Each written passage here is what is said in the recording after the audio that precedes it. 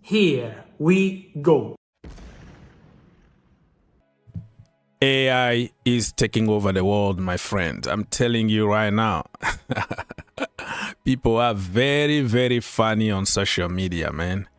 I think in few months or few years from now, you won't even tell the difference between something made by AI or a human being. It's just getting better and better every single day.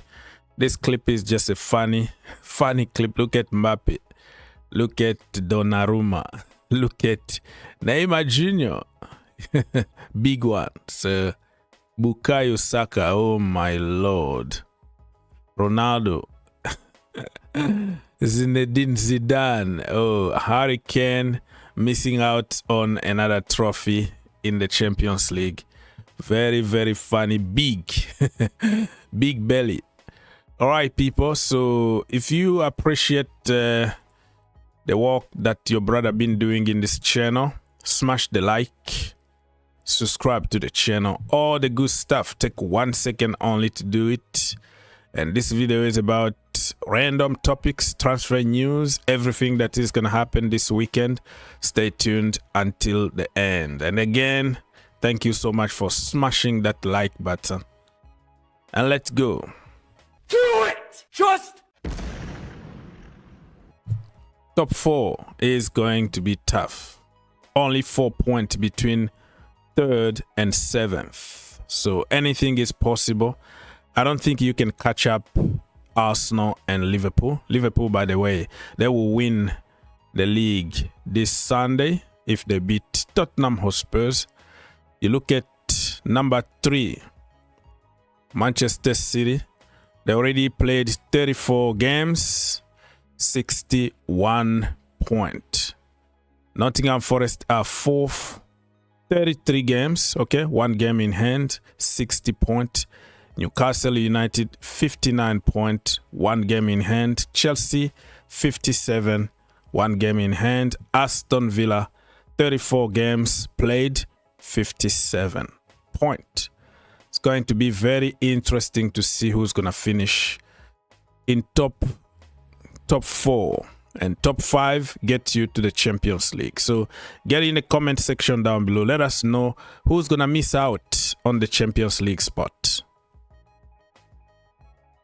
This weekend, Saturday, April the 26th, 2025, Chelsea against Everton, Brighton against West Ham, and Newcastle United, Norwich. Let's just read the entire weekend, right? Not only Saturday. Saturday and Sunday. So Newcastle, Ipswich, Southampton, Fulham, Wolves, Leicester City, Bournemouth against Manchester United, Liverpool, Spurs, Nottingham Forest, and Brentford. So the weekend is set and locked. The same weekend, remember that we have the FA Cup semi-finals. It's going to be very interesting to see Crystal Palace against Aston Villa. Who's gonna win? You know, this season I want to see another underdog winning the FA Cup. I don't want to see City again. I just want to see somebody, Palace or Nottingham Forest. It's all good for me.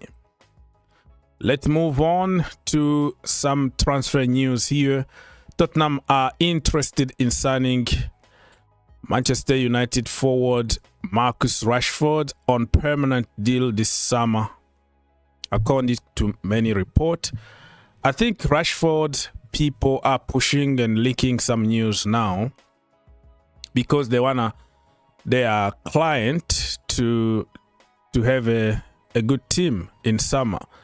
And we know that Ruben Amorim doesn't really like Rashford. He said he preferred to play a 65 years old coach at Manchester United than play Rashford. So you need to find somewhere to go. I think this is just this could be just the last option. I don't see Rashford going to play for Tottenham Hotspurs if they are not in the Champions League or something. Or if they win the Europa League and they qualify for the Champions League next season, he could be tempted if this is the only option that he got. But I think some other teams around Europe would like to have Marcus Rashford. Gregor Kobel. Remember him from Bayern Leverkusen. Bayer Leverkusen. And he's been linked with Chelsea Football Club and also Newcastle. His agent, by the time of recording, according to report, he's already in London to meet those clubs. All I can say is Newcastle United need a goalkeeper, but Chelsea have like 9 goalkeepers on their books. I don't think all of them are bad. Robert Sanchez, of course, is absolutely crap, but other goalkeepers are good. They have Slonina. I don't want to see Kepa back at Chelsea. Kepa is gone. Sell him. Robert Sanchez also need to go, but they have Mike Penders, very, very young from Belgium, the next Courtois, apparently. And they have Petrovic, who is one of the best goalkeepers in Europe this season. So why spend money on another goalkeeper? And even Jorgensen is a good goalkeeper, regardless of few mistakes that he made here and there. People are very quickly on judging goalkeepers, but to be a goalkeeper, you have to play week in, week out, and keep focus. It's not you've been sitting on the bench for 4 months and then all of a sudden you are in goal and you'll be world class. No, you have to play games. Chelsea don't need a goalkeeper. They need a striker. They have to save money, sell some of the goalkeepers instead, and then choose number one, which I think should be Petrovic. And there's a number 2. It's not hard to find. So Chelsea need to focus on the striker instead of a goalkeeper.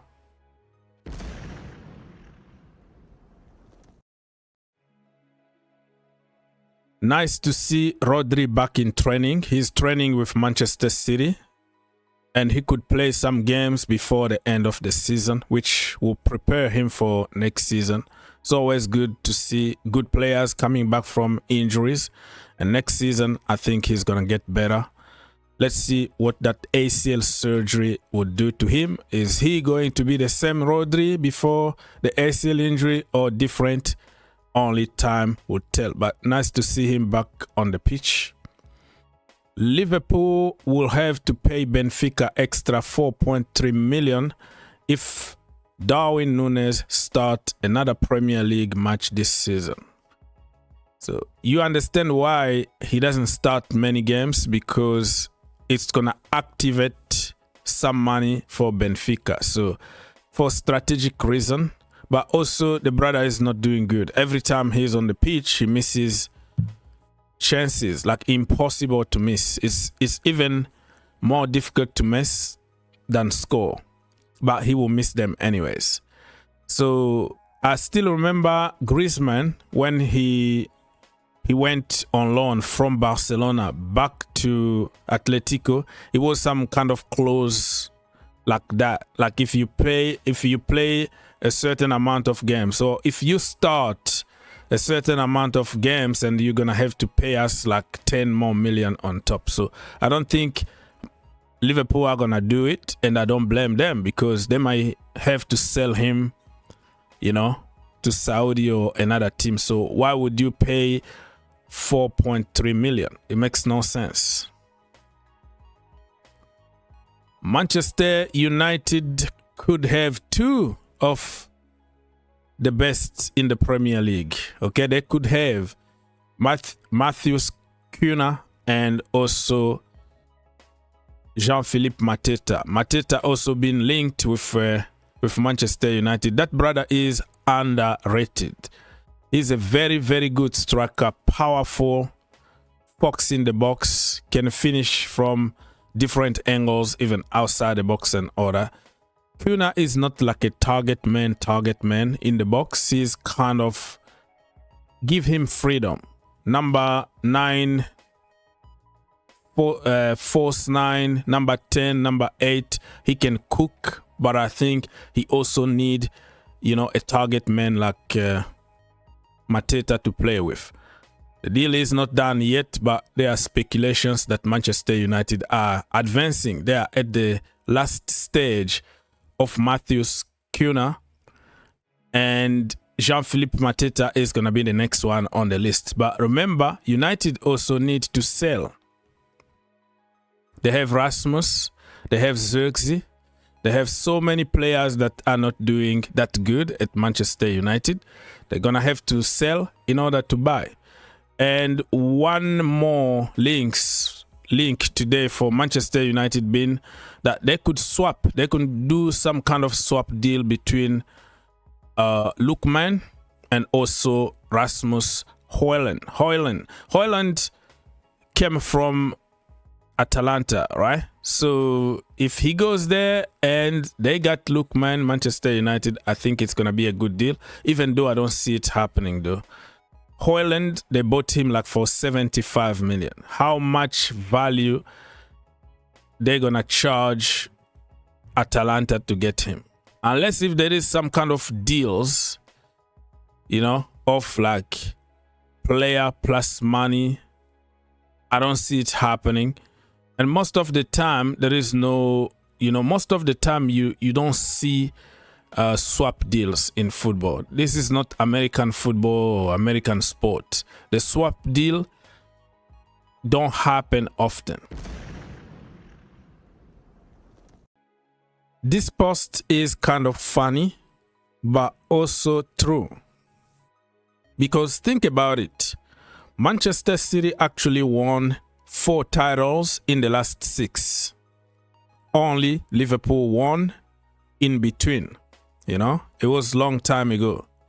So if it wasn't for Liverpool, the Premier League was going to be turned into the Farmers League. It's true. And this season, we were expecting Arsenal to win the league, basically.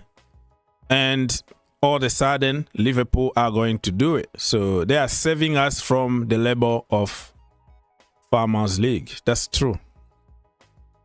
Andrey Santos, absolutely beast in the French league this season, captain of Strasbourg. He's wanted by many clubs around Europe, including Bayern Munich.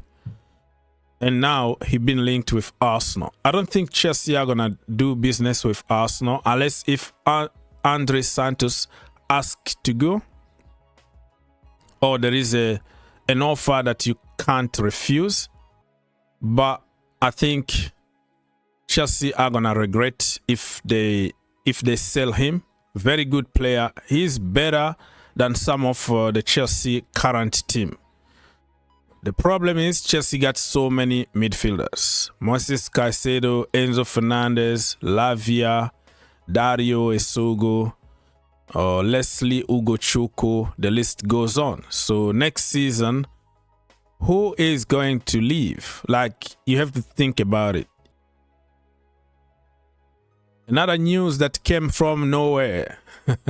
Simon Phillips reporting this morning that Manchester City, Liverpool have made an inquiry about a potential deal for Cole Palmer. It's not going to happen. I don't see it happening. Not this coming summer, but next summer if Chelsea don't qualify for the Champions League, they don't have a good sponsors, I think Chelsea are going to be forced to start selling players. They have nothing to sell at the moment. They already sold their hotel, the women team, the training ground. Everything is sold to balance books. So now they have to perform on the pitch or start selling their big stars. Amad Diallo is back in training, which is good. It's going to help Manchester United to push a little bit the end of the season. Try to win Europa League. Thomas Partey is in talks with Arsenal for a new deal, which is very good because I think you can't buy experience. Jorginho is going to leave and somebody like Thomas Partey should stay.